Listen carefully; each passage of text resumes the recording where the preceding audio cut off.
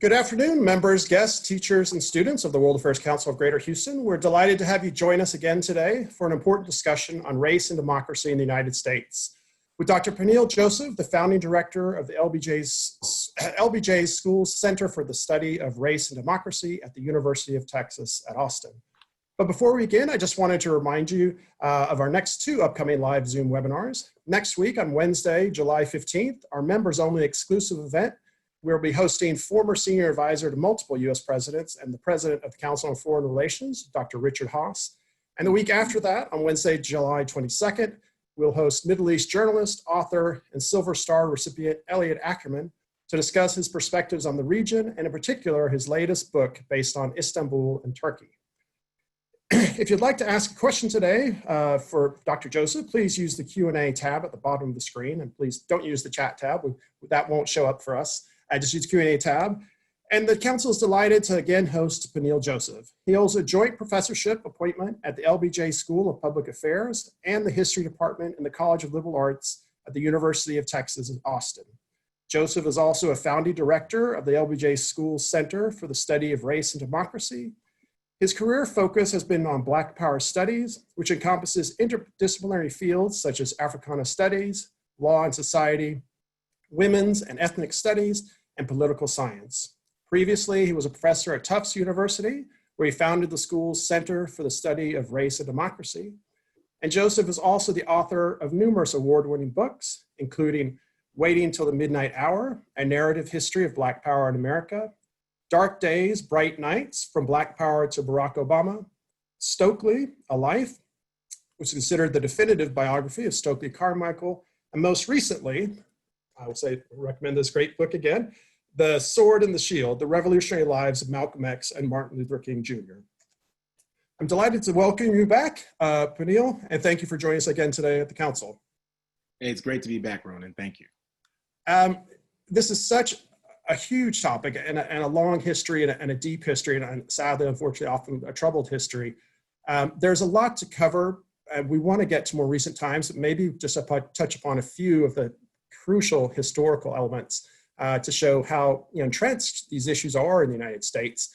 A lot of us in the United States, we know of Jamestown, the first successful colony, founded I think 1607 and permanently in 1610 by the English and what it would become the United States.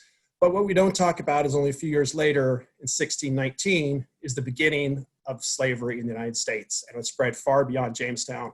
But can you talk about really the crux of why slavery started in the United States and how it had such a massive impact upon society, the politics, and especially as a massive economic engine that often people may not want to realize or accept, that really helped lift the whole country, and especially not just the South, but the financial institutions of Wall Street and New York, places like that, the people lending the money to the Southern plantations.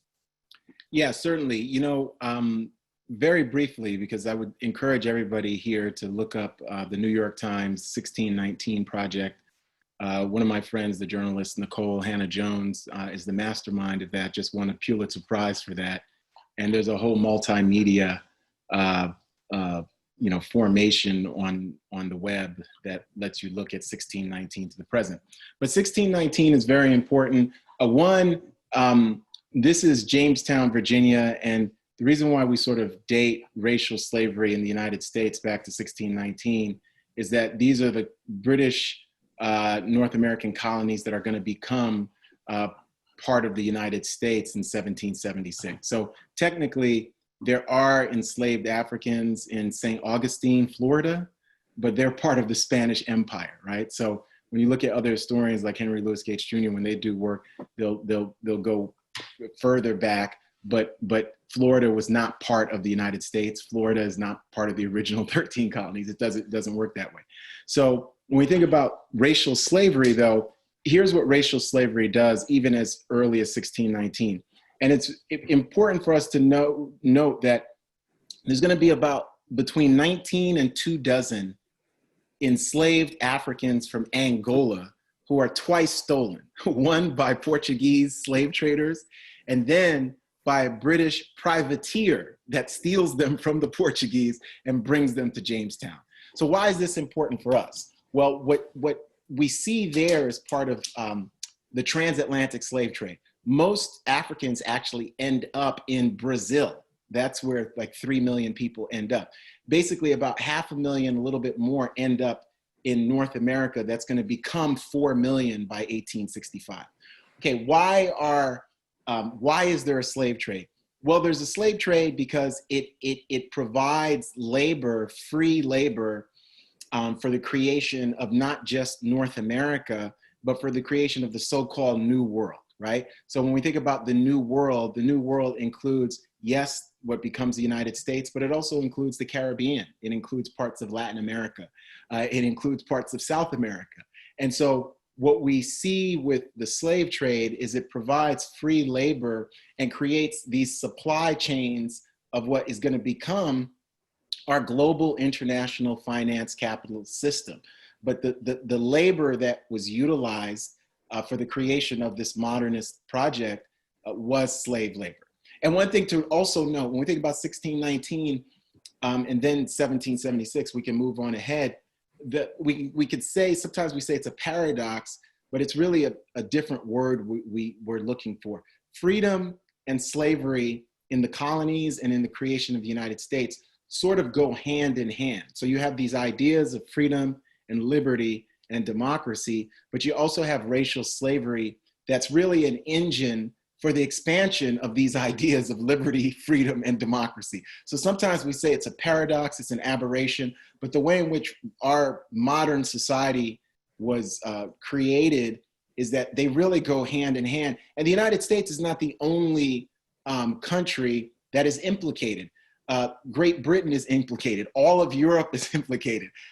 South America, Latin America. So everyone was in on it, and it creates this racial caste system, this hierarchy, where if you are perceived as white, you're going to have one level of access to citizenship, and if you're perceived as Black, you're going to have another. And we say perception because this notion of race, these are socially constructed categories. You know, at the level of the genome, we know we are 99.9% the same, but these social categories really matter because our political institutions define us based on race. And maybe, you know, I think a lot of Americans are relatively familiar with the lead up to the Civil War, the Emancipation Proclamation, but we hear a lot about Reconstruction, but maybe just kind of gives a context of what had occurred and then sad ways, you know, what was taken away. You know, can you talk about the period of Reconstruction? I mean, after the war, I think the largest population percentage in a place like South Carolina and Louisiana was actually of African Americans. There were more African Americans, I think, than whites in either of those states. There were large numbers of African Americans elected to Congress and other you know, government positions throughout their states. Can you talk briefly about kind of maybe that window of opportunity, and then sadly how it got slammed shut, and then, you know, briefly maybe the Jim Crow era and what that means?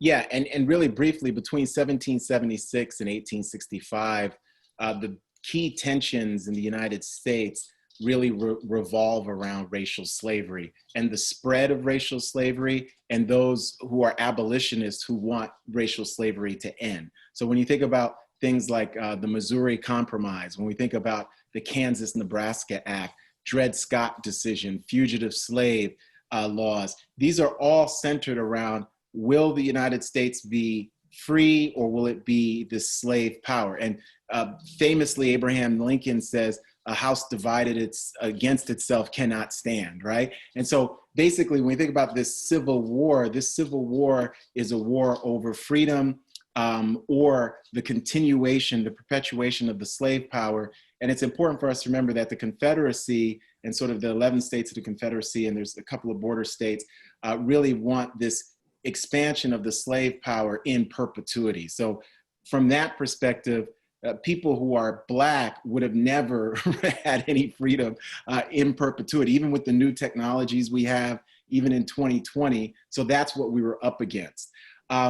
Reconstruction is extraordinary. It's a period of time from 1865 to 1877, where we see the passage of the 13th, 14th, and 15th Amendments. So end of racial slavery, birthright citizenship, and then Black male suffrage. And we're supposed to have interracial democracy. We all celebrated Juneteenth a couple of weeks ago, and Juneteenth, I'm here in Galveston, you're in Houston, is when Major Charles Granger gave the order and told formerly enslaved Africans that they were free, and they started the next year to celebrate. You have Emancipation Park in Houston, the Jubilee, Juneteenth. So there's a lot of good things that happened during Reconstruction, the creation of historically Black colleges and universities. There's going to be about 1,500 Black elected officials, including some in Congress, including some who are lieutenant governors and senators in Mississippi, Hiram Revels and Blanche K. Bruce.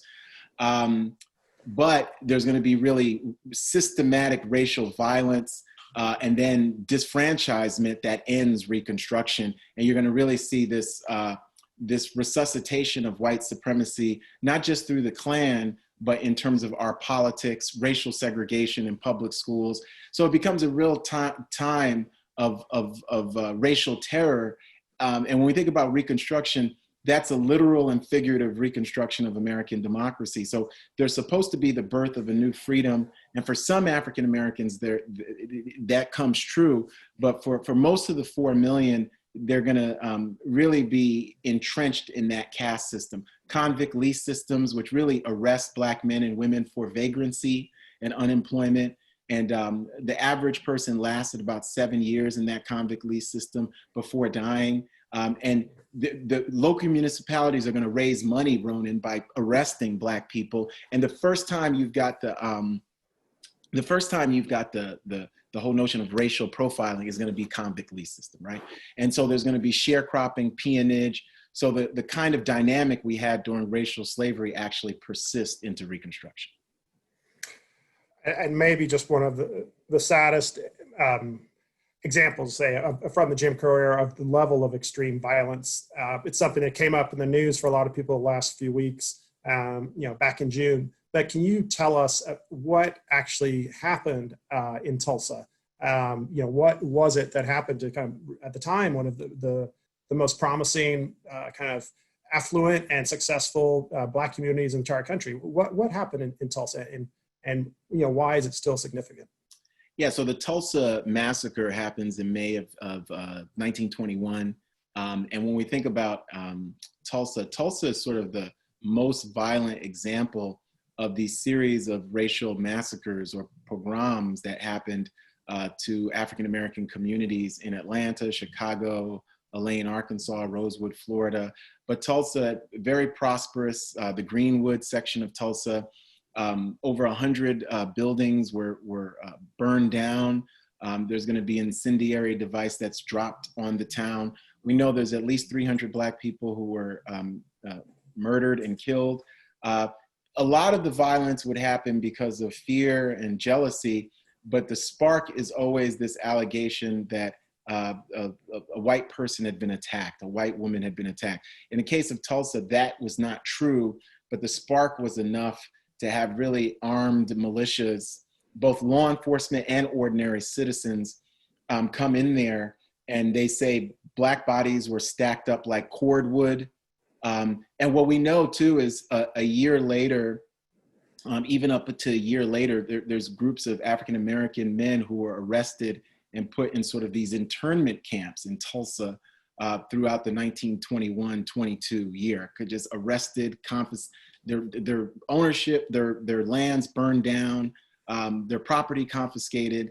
And what's so interesting is that whites in Tulsa really made sure that much of the evidence that we could use to verify what happened disappeared. So we still are looking for mass grave sites for the remains of those in Tulsa. But Tulsa really shows us that even when African Americans were doing the right thing and doing everything you're supposed to do in this country, they could be could be targets of these kind of feelings of both fear but real violence.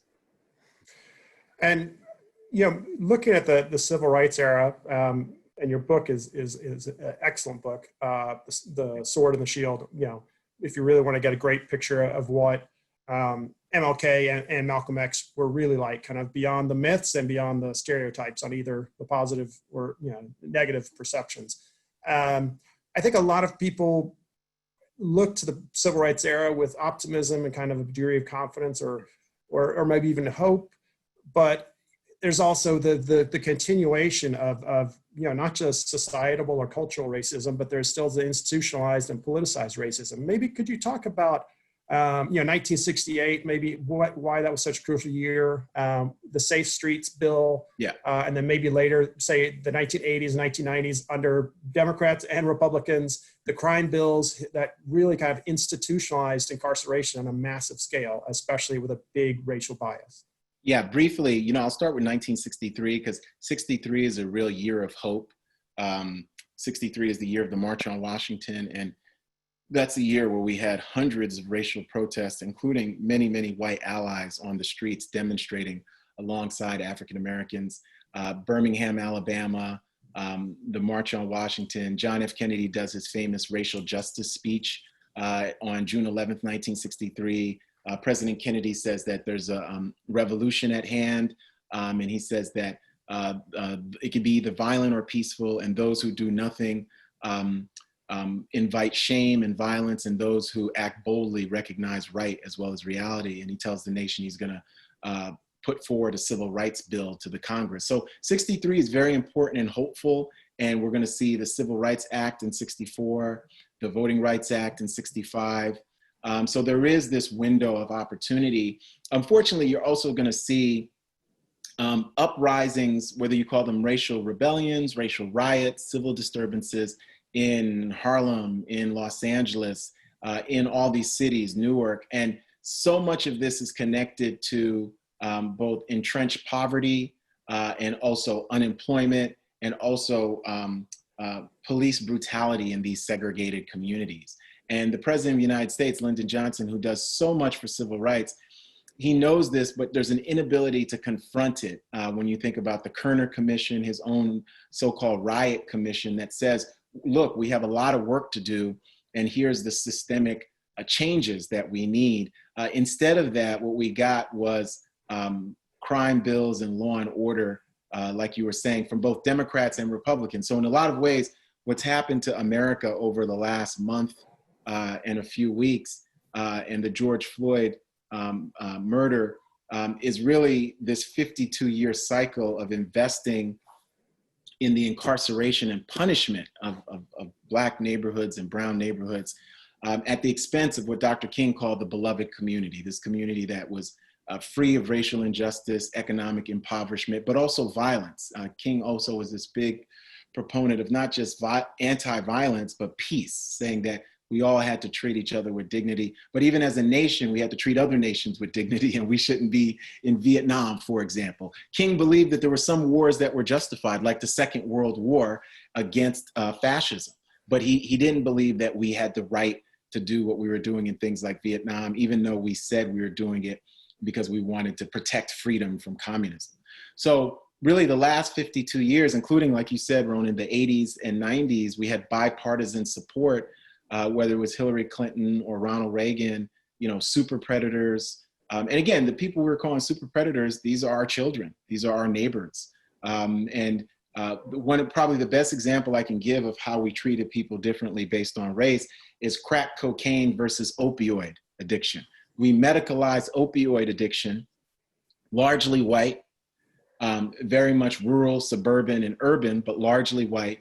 And we criminalized crack cocaine addiction, which was largely African-American, even though the data showed us there were more whites taking crack cocaine, but more Black people got arrested for using crack cocaine, right? And Michelle Alexander's The New Jim Crow, and we have such good data and books on this. So that got us into this these real trials and tribulations we're in, where we criminalize populations that need drug rehabilitation, that need mental health care, that need a good, safe environment and safe schools, that need to be racially integrated too. And one of the reasons why racial integration is so important is for resources. If your children go to a racially integrated school, you're going to have more resources if you're part of Black communities, if you're part of Latinx communities.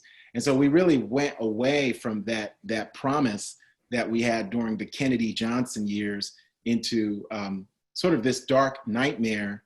But we're such a segregated society, Ronan, even during good economic times, many whites don't understand that there are these other groups where you think about whether it's the Reagan recovery or the Clinton recovery or the Great Recession or then the Obama and this current president recovery before this pandemic. There are all these communities that were really, really suffering that I think if you don't connect or somehow empathize with those communities, you're almost unaware that it's happening. And maybe just to touch upon it, because it's a large part of what's happened over the last few months, but could you just maybe give people a few highlights of just some of the numbers of the huge rate and escalation in the number of people incarcerated? And then conversely, the official government data says, African-American unemployment rates are X and they look better. But when you look at the actual numbers compared to, say, the 1950s, they're pretty much almost the same because there's a large number of African-Americans who are incarcerated, or like a lot of people, they've had such a difficult time being locked out of employment opportunities that they've stopped applying for work, so they don't show up in the unemployment data. You maybe just get into some of the real kind of startling data of all of that. Yeah, we went from 300,000 in prison right around the end of the Johnson presidency to right now we're around 2.2 million in prison. We have about 4.5 million people on parole or probation. African Americans are 12% of the population. They're about 40% of the population in prison. They're overrepresented on death row. They're overrepresented in all these negative social economic indicators. Black unemployment's about 16% right now. It's historically double. At times it's been almost triple the white rate. Black men with college degrees at times have a worse chance of getting a job than a white male with a high school degree, both with no criminal records. There's a huge wealth gap, like you were saying, in terms of assets, not just income gaps. Black people are disproportionately underrepresented at the C-suite level in terms of corporate America. They receive virtually no jobs or funding from Silicon Valley. That's very important because Silicon Valley is the largest producer of wealth in the United States over the last 2 decades. And it's projected to be both California and Austin, Silicon Valley, the largest producer of wealth over the next 2 decades as well. So it's very important. If you're locked out of the wealth producing mechanisms, we're locked out of elite schools, locked out of home ownership, but definitely disproportionately those who are likely to lose mortgages, disproportionately those who are homeless, their children disproportionately, those suffering from asthma, asbestos and lead poisoning, not just in Flint, Michigan, when you think about water, food deserts and food hunger and injustice. So it's really a cascade of issues that are really related back to what we were talking about. We still don't have racially integrated public schools, unfortunately. We don't have racially integrated neighborhoods, unfortunately. These are questions of both race and class. Sometimes people say, is it class or is it race? I mean, race, class, gender, sexuality, these are our identities and how we live them, but race is the organizing principle of who has access and who doesn't in this society. And it goes back, it's not anyone's sort of creation now, it goes back to our history, and all we've continued to do is sort of amplify that racial hierarchy or that ladder or that caste system. And, it's something that was one of the few examples of, I suppose, bipartisan cooperation in Congress in the last few years. A lot of people probably heard about, I think the bipartisan, criminal justice reform bill that was passed last year. The first step. Yeah, can you talk about it, and I suppose what its components were, and what it really means, and I suppose what's still lacking? Well, First Step was a good first step, but all it did was at the federal level, it provided some safeguards for folks who've been in jail for a whole long time to get early release. It really provides a metrics for if states are going to take hold of it to perhaps mitigate and have more diversion for people who are getting arrested. It's not the fundamental transformation that criminal justice advocates have asked for. There's about 500,000 people still in prison connected to drug charges. who could really be immediately released as long as you had programs and funding for them to transition back into society. And then there's going to be people who are in jail for violent, so-called violent felonies, but this is about the collateral damage of district attorneys and ADAs just increasing charges, whether you are violent or not. A lot of times, police say that defendants have resisted arrest, but they actually have not resisted arrest. We know this just anecdotally from all the video evidence we have of police all across the United States over the last, really since the Rodney King beating, but certainly since people have had smartphones over the last 12, 13 years. So when you think about criminal justice reform, and this gets us into sort of a discussion of Black Lives Matter, that group comes out of 2013 and the spate of killings that we saw, everything from Trayvon Martin to Michael Brown to Tamir Rice, of African-American men and women being killed by either law enforcement or at times just vigilantes. And that hashtag Black Lives Matter really sparked a movement. And it's really a movement that's connected to the civil rights movement, connected to social justice movements of these previous eras. And it makes an argument that the criminal justice system in the United States is a gateway to panoramic systems of racial and economic oppression and marginalization that connect to social welfare, that connect to housing, education, that connect from top to bottom. And I think what's so interesting for all of us in this time period is that between 2008 and 2020, in a lot of ways, the country became more racially polarized, but at the same time, people became much more aware of what were the roots behind the racial polarization. You know? And one good example of this is the flag and kneeling. I think one of the best things that has happened out of the George Floyd tragedy, is a recognition that somebody like Colin Kaepernick, who was not kneeling because he hates America, was not kneeling because he hates the flag, not at all. He was kneeling in a peaceful protest. And some other players, including Drew Brees, had said, hey, and then they later apologized, but my grandfather fought for that flag. So many African Americans have and continue as well, right? So the idea that somehow the flag, even these were Black folks who fought historically in segregated troops, segregated units, right? 185,000 Blacks fought in the Civil War. We fought in every single war. So I think it's very important for people to understand, and I think this has been a good time, that Black people love the country. And even though you can have a critique of the country, like Frederick Douglass, what to the slave is the 4th of July, right? Frederick Douglass wanted an expansive 4th of July where everyone was free, everyone had citizenship and dignity. But just because Frederick Douglass critiqued the United States doesn't mean somehow he was anti-American. So I think that's very important too, where we see people are trying to change the country does not mean somehow they lack love or loyalty to the country.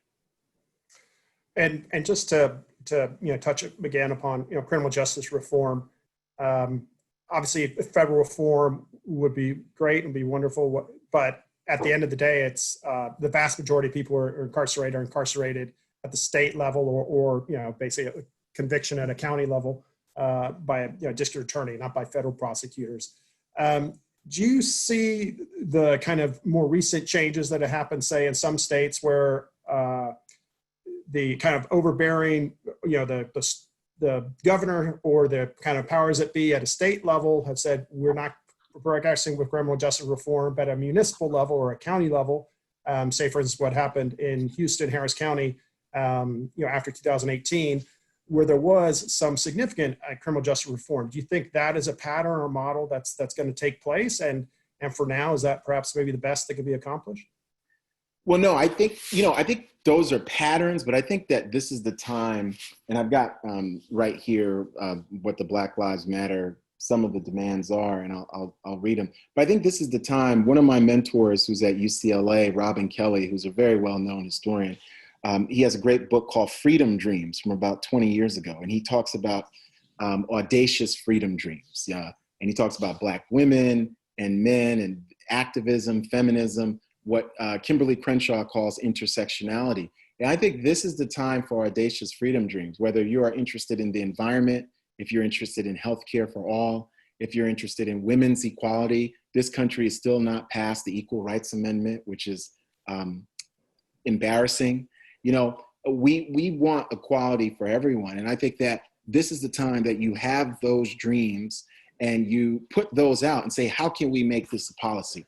Of course, are there challenges to policy? Yes, but it's important for everybody to remember when you think of people saying things like abolish prisons or defund the police to reimagine public safety, there was a time in our history when we said the abolition of slavery, and people said, you know what, you're crazy. It's never gonna happen, literally. And we have the, you know, Sojourner Truth, Harriet Tubman, Harriet Beecher Stowe and Uncle Tom's Cabin, William Lloyd Garrison, Frederick Douglass, Quakers who hid Black people at times in boxes to get them to freedom.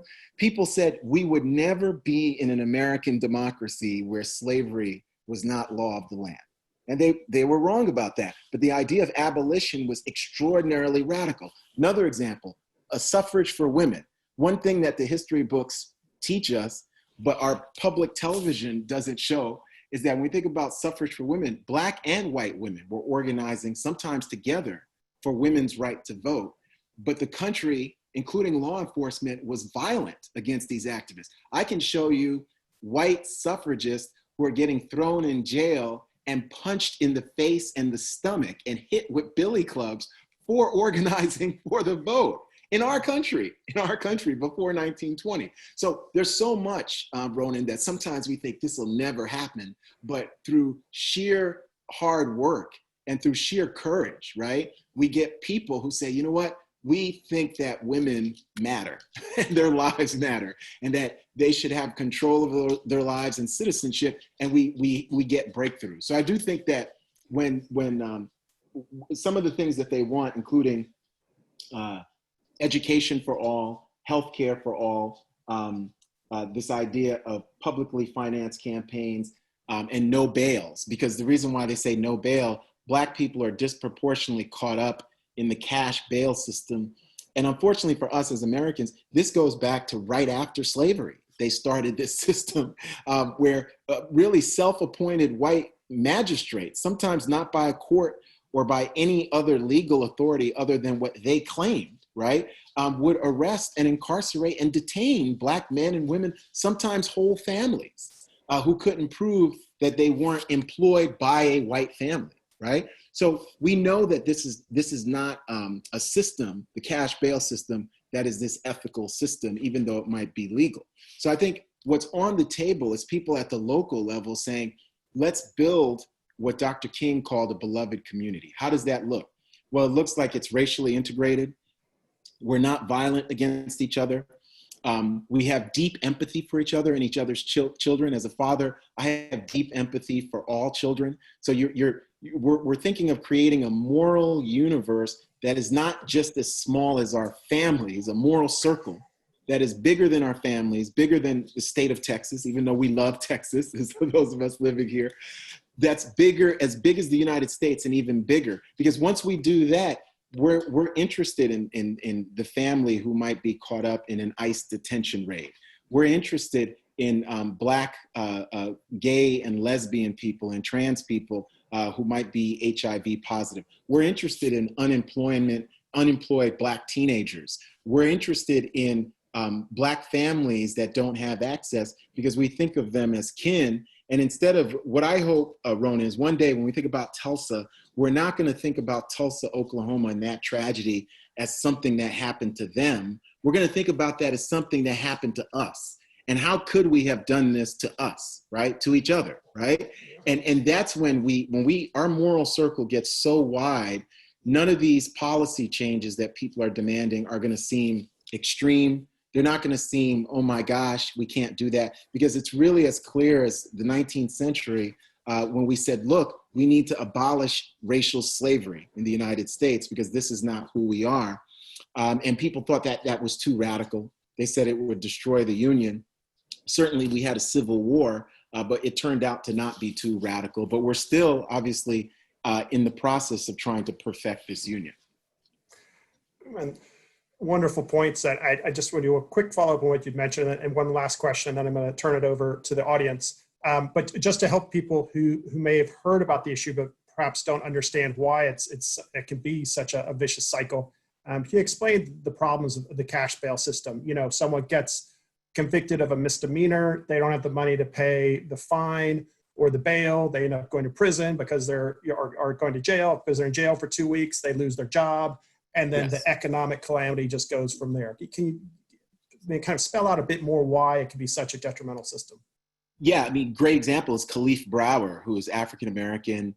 There's a great documentary on Khalif Brower in Netflix, and he's part of the 13th documentary too, Ava DuVernay, on the criminal justice system. Khalif Brower was accused wrongly by the NYPD of stealing somebody's backpack.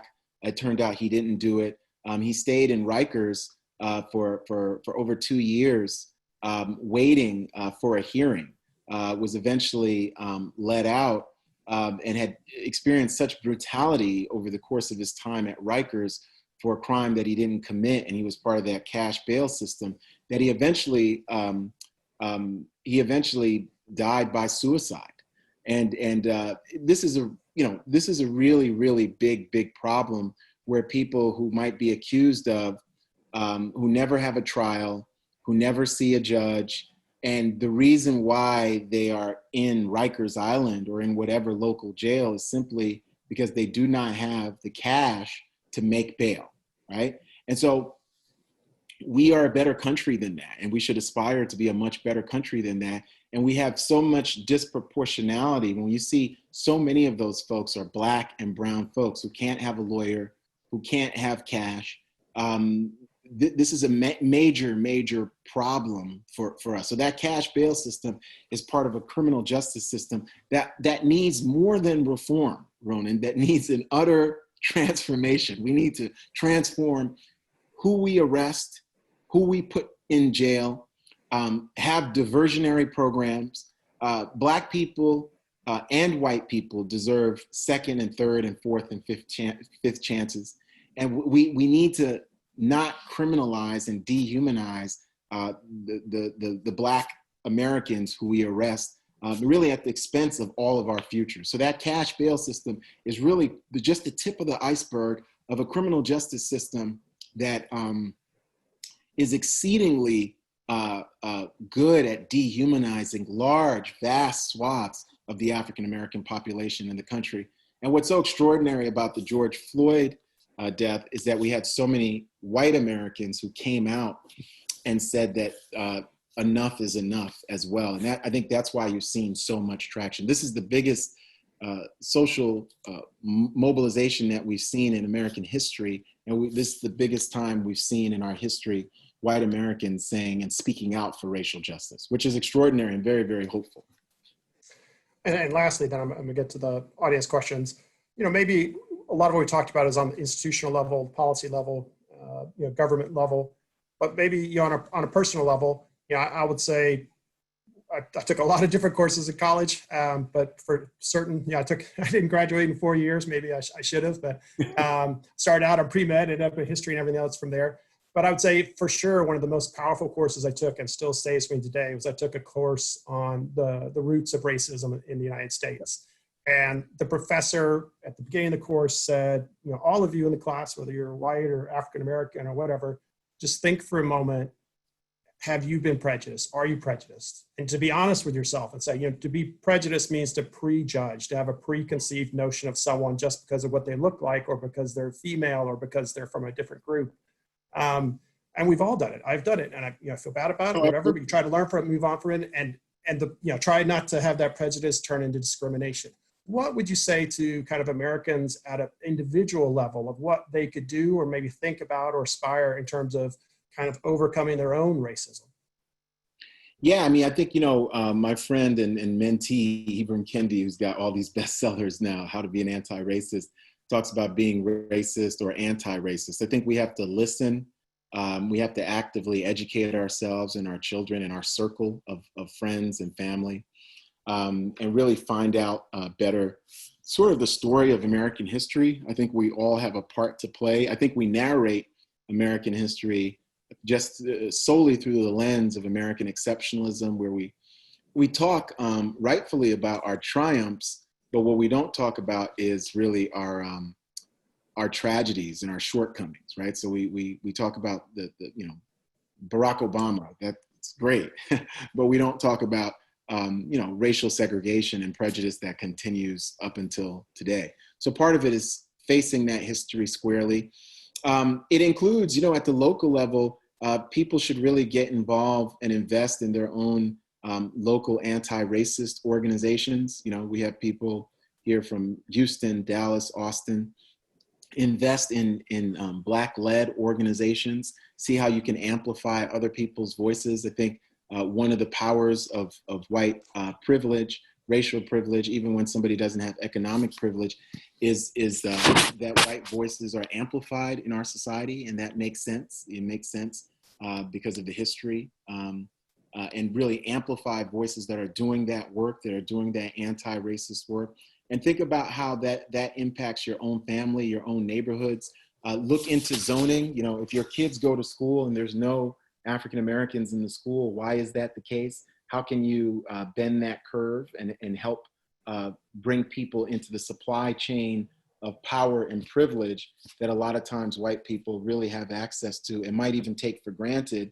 And really, how can you alter the supply chain of really misery and grief that often is accompanied with predominantly Black neighborhoods and predominantly Black settings, not because of any kind of biological situation or DNA or cultural habits or pathologizing Black people, but squarely because of this history and this systemic racism that we're all now finally talking about. I think in the spaces I've dedicated my life to, we talked about it, but we've never had this kind of national conversation about this, and it's really long overdue. In certain ways, the last national conversation about this was the Civil War, for goodness sake.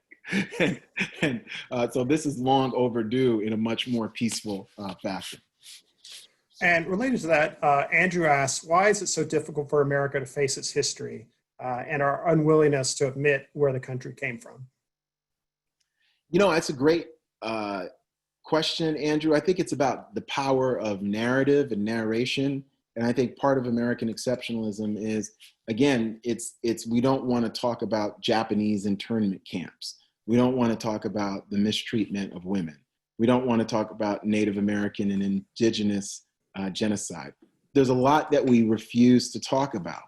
I think that not talking about them actually hurts us, and talking about it helps us, because if we want to ever achieve our country as we imagine it to be, as when we think about the Declaration of Independence, the Constitution, the founding mothers and fathers imagined it to be, we have to face those things, and we say we can actually overcome these things. We can acknowledge, I think we should offer apologies and repair when we can and where we can. But I think that we wanted to narrate a feel-good story about ourselves in a way that allows us to not redistribute power and justice.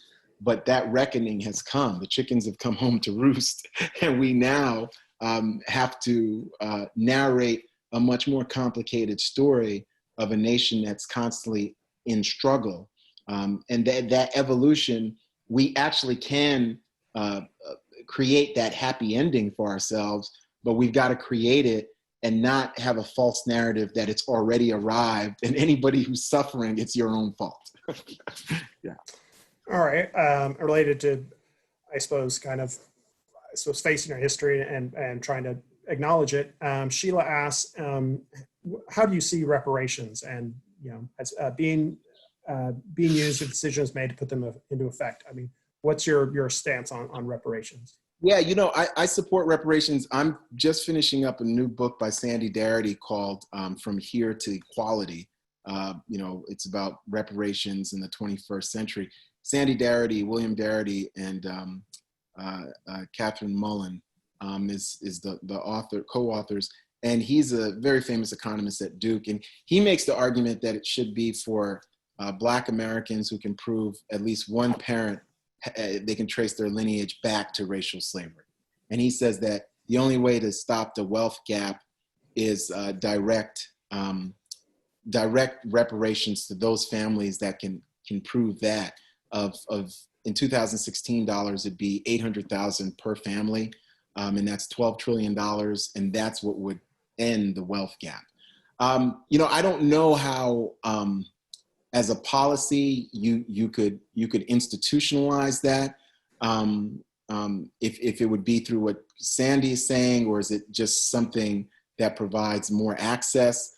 But I do think in terms of reparations, it's time to have the conversation. I think that it's reparations for not just racial slavery, but incidents like Tulsa.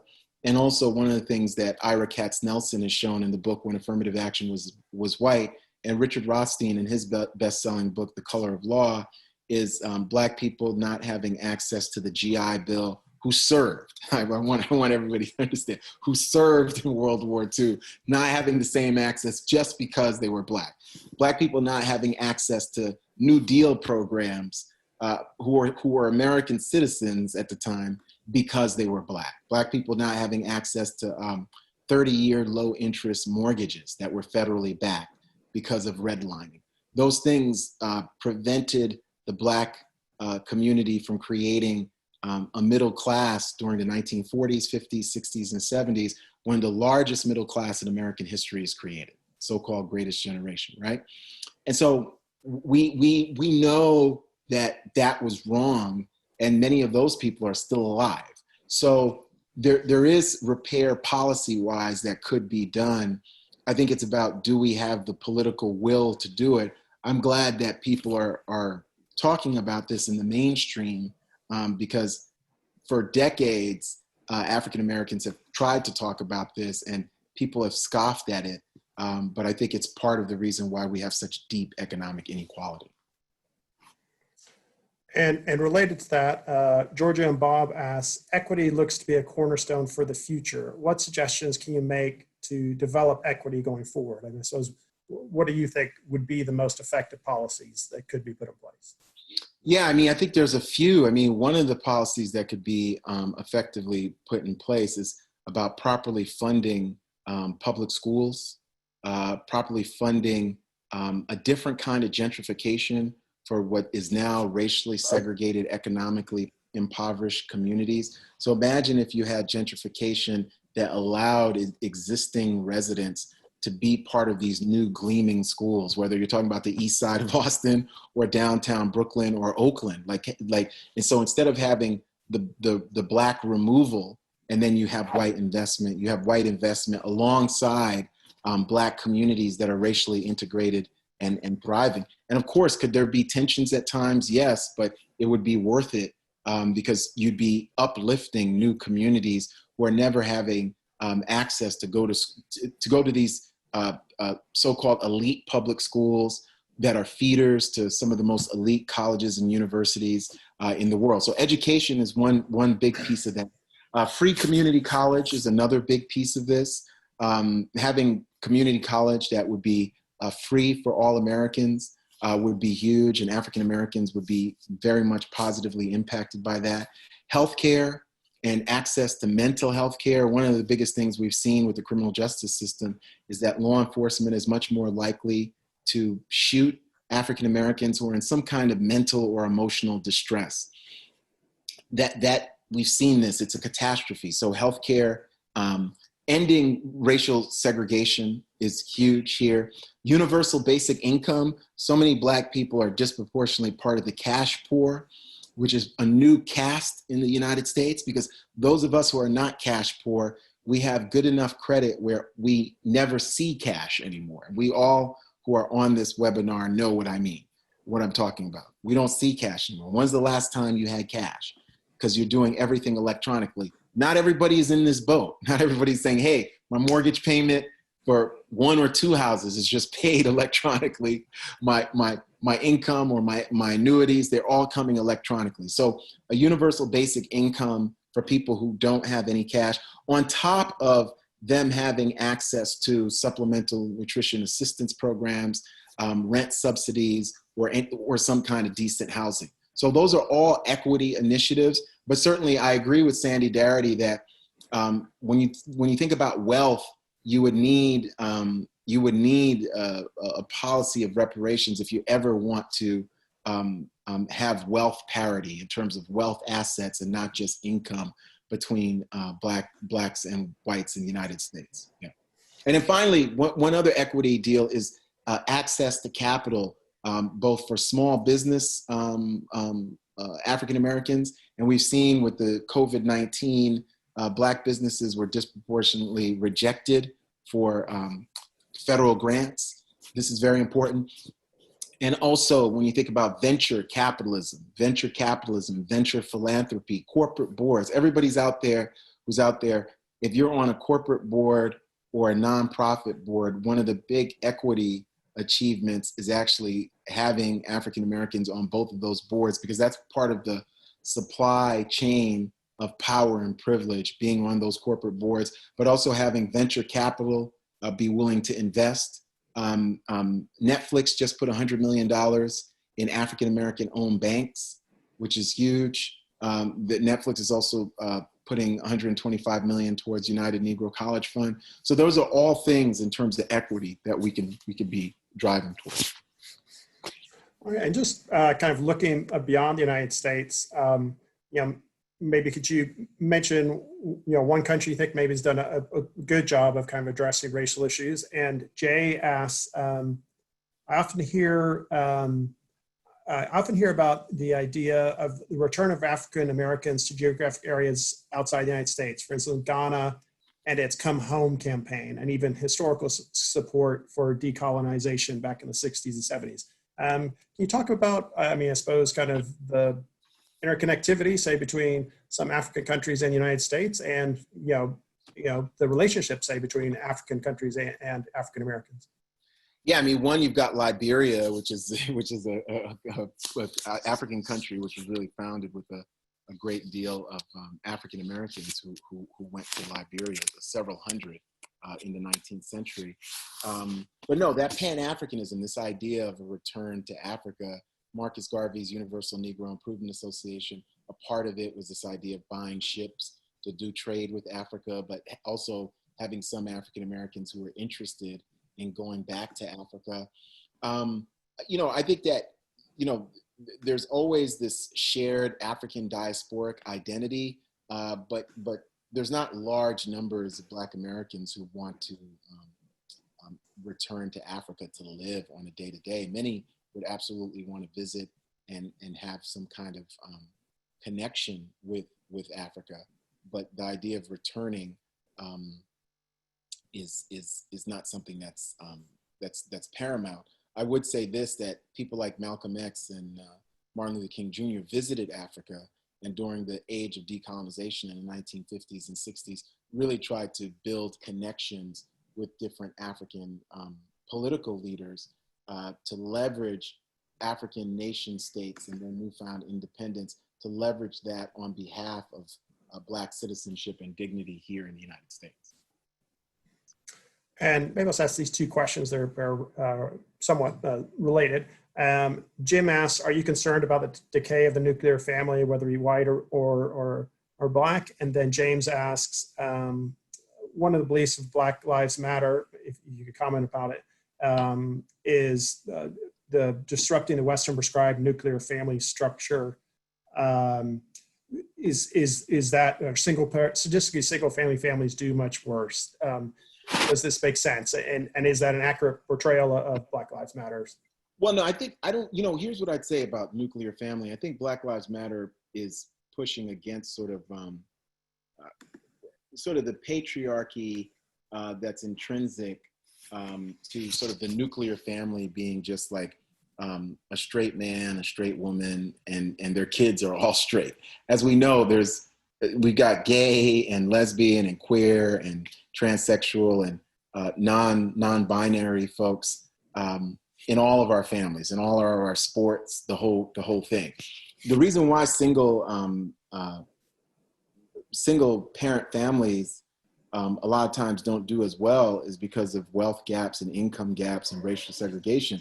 If you're making a big enough income, and if you have a society with a big enough safety net, they're not going to be discriminated against, and those kids aren't going to do worse off than kids with two parents. So I think that my idea of family is going to be parents who can take care of their children and love their children. If that's a single person by circumstance or by choice, it's really about whether or not as a society we have enough mechanisms that give that person a chance to raise a child in a decent way. So I'd say that I'm all for families, nuclear and otherwise, that love their children and want a chance to work hard and to prosper. And too often we haven't allowed families that don't look a certain way to do that. Yeah. And maybe just very briefly, it's a much looser organization. Perhaps some people would realize this is not like the NAACP or some of the groups like SNCC and stuff that were formed in the 50s and 60s civil rights era. Can you talk about the kind of structure and leadership of Black Lives Matter? Yeah, so Black Lives Matter is really coming out of 2013, 2014, the deaths of so many African Americans at the hands of the police. And there's 3 Black women, Opal Tometi, Alicia Garza, Patrice Khan-Cullors, who coined the hashtag, and then it becomes a series of different organizations. So there's Black Lives Matter in virtually like all the states and different cities, but there's also a movement for Black Lives, which was this a collection of over 50 nonprofits that came together and did a Black Lives Matter, a vision for Black Lives policy agenda that includes,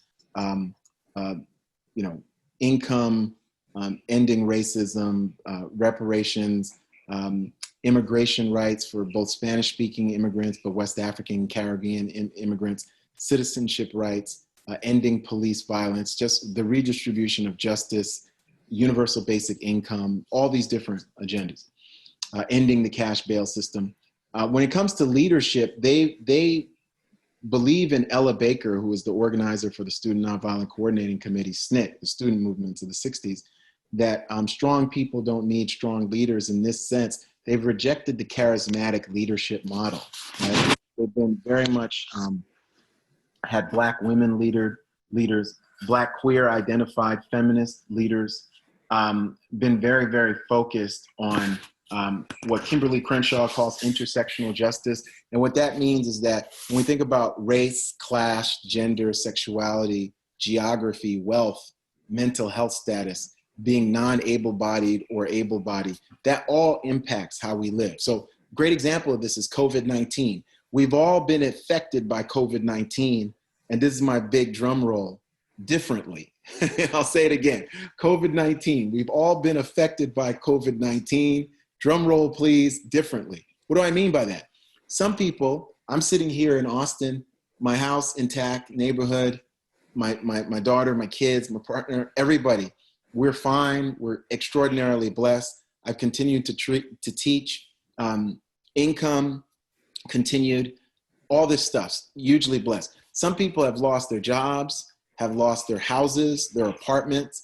Obviously, over 100,000 people have lost their lives, and there's a supply chain of grief and misery that's going to that. Some children, my daughter has been able to continue with classes and all these different things. Some children couldn't Zoom in because nobody had the computer equipment and the smart equipment to do this. So what intersectional justice says is that things affect all of us differently based on our identity. And that's not, sometimes we smear this as identity politics in a negative way. That's an acknowledgement that the only way we can get to a universal American identity is to realize that we all want to be citizens, we all want dignity and freedom, but things affect us differently based on our identity, not through faults of our own, but through systems and a history that in a lot of ways we all have nothing to do with. We just were born into this. Like I'm on some levels, I'm pretty sad that we're born into a society where new generations of young people have to struggle for freedom. It'd be much more exciting if we just were documenting the bad old days and we were in this society where we were all free and we were trying to do innovative things like cure cancer and just cure mental illness. And that was our whole thing. So I think what we have to remember is that these movements are really, like Black Lives Matter, they're based on these richer histories. And the reason why they don't want an Angela Davis or a Martin Luther King Jr. or a Malcolm X is that they feel that they don't want somebody who is so identified with their movement. If that person fails or falters or is killed, the movement's over. I think it would be great if the movement had more representative spokespeople who people could identify with, but they don't want top-down leadership. And I think it's been very, very effective for them. So usually when you see these movements, you usually think of a Black man who's straight leading the movement. So they don't want, hey, it's Jesse Jackson or it's Dr. King. Really, it's been Black women, some who are straight, many who are not, who are queer and feminist, leading the movement and organizing. And so I think that's been very, very effective. And they've been disruptors, Ronan. One of the biggest disruptors that we've seen in recent American history has been the BLM movement.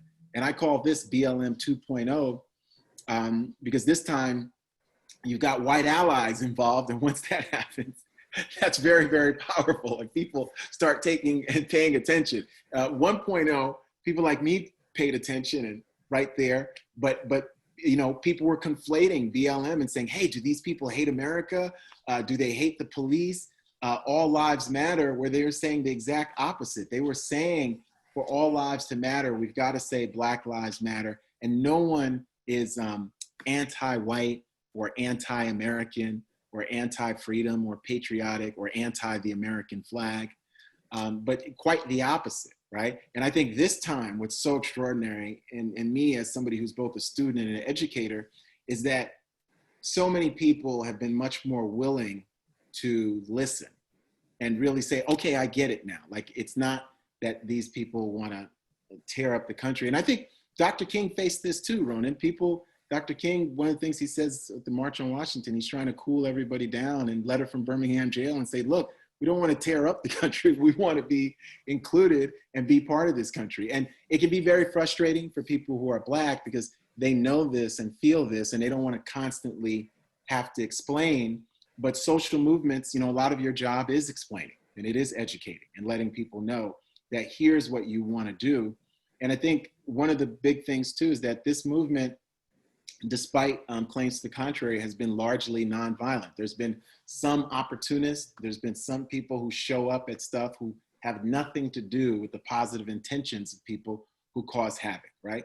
But people have been absolutely committed to getting their voices heard, but they realize, and this is part of King's genius, if you want social change, you don't use violence. You know, you don't use violence if you want social change, if you want political change. But one of the things Dr. King showed us too is that if you're in a society that is not a just society, at times violence is going to be utilized against you by the society. And we saw this in Birmingham, we saw this in Selma, but we've seen it in 2020. And I think it's unfortunate. I think it's sad, but we've all seen it, where we've seen unjustified violence by law enforcement, by the people who we look to protect us, by the people who we look to represent the very best of American democracy and American ideas. And that's unfortunate. And we have to all ask ourselves hard questions about that and say, we want to live in a society where those who we deign and to give that responsibility to protect us actually can distinguish between those of us who are disrupting and those of us who are simply peacefully protesting. Yeah. And just for the sake of time, maybe, I know it's a hard thing to answer quickly, but just, William asked a great question, I think maybe to conclude with. What can we learn from what happened in the Reconstruction era, civil rights movement, and so on, so that when progress is made, we as a society don't take one step forward and then 10 steps back in the future? I think the biggest thing we can learn is that Frederick Douglass said this: power concedes nothing without demand. It never has, it never will.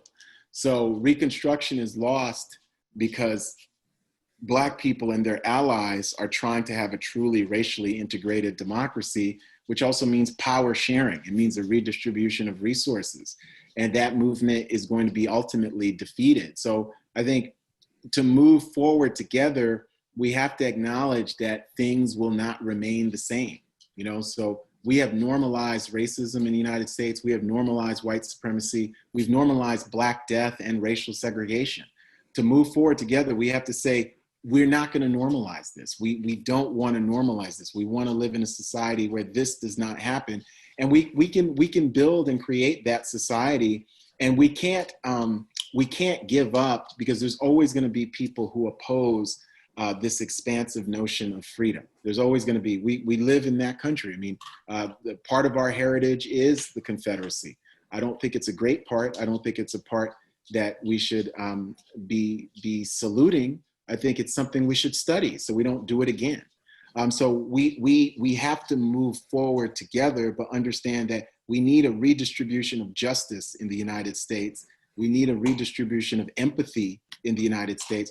And we really need to understand that if we get Black citizenship and dignity, we're going to get citizenship and dignity for all groups. Black people aren't suddenly going to be citizens and have access, and we're leaving Latinx, Native American, LGBTQ behind. It's just not going to happen. It's just not going to happen. I can tell people that. So if we get this, it means that suddenly, instead of Blackness being the organizing principle vis-a-vis who are the haves and who are the have-nots, we transform everything, and we say that, no, American citizenship is this universal category where we are all talking about anti-racism. We're all talking about anti-sexism. We're all talking about really achieving our country in ways that I think we long for. And I think we see millions of people on the streets who are, and Dr. King says this in '63, he said, if we achieve racial justice, he says, at the end of that I Have a Dream speech, that the words, my country, 'tis of thee, sweet land of liberty, are gonna take on new meaning. So King's a huge patriot, right? And who wouldn't want to celebrate the 4th of July? Everybody loves barbecues and picnics. But imagine a 4th of July where we have so much racial progress and racial justice that we can come together and say, wow, what a country. We finally achieved this in our lifetime. So I think that's the progress that I think we should be looking for. I think we should all remain optimistic, no matter what the naysayers say, and look upon this as a generational opportunity. Tell our children, tell our grandchildren, it's the work of a lifetime, and it's going to take day-to-day hard work. So it's not something where we arrive and it's over, and it's a marathon, a long distance marathon, but we can create that beloved community. We really can. And I'm very, very hopeful about this. And I'm really enthusiastic that so many white Americans, white allies, and everyone is coming to the table and eager to listen. That's excellent points. And, before we conclude, I just want to remind everyone again, we invite you to join us all next Wednesday when we host Richard Haas, the president of the Council of Foreign Relations. And again, I just want to say thank you so much to Peniel Joseph, Dr. Peniel Joseph from the University of Texas at Austin, for the wonderful discussion and the wonderful work you're doing. I know you're in great demand, so thank you for taking the time when you're extremely busy right now to join the council, and we'd love to have you back, hopefully in person at some point when we're allowed to gather can't wait. in person. And take care, and all the best, and thank you very much. Thank you. Thank you, Ron. Thank you. Thank you.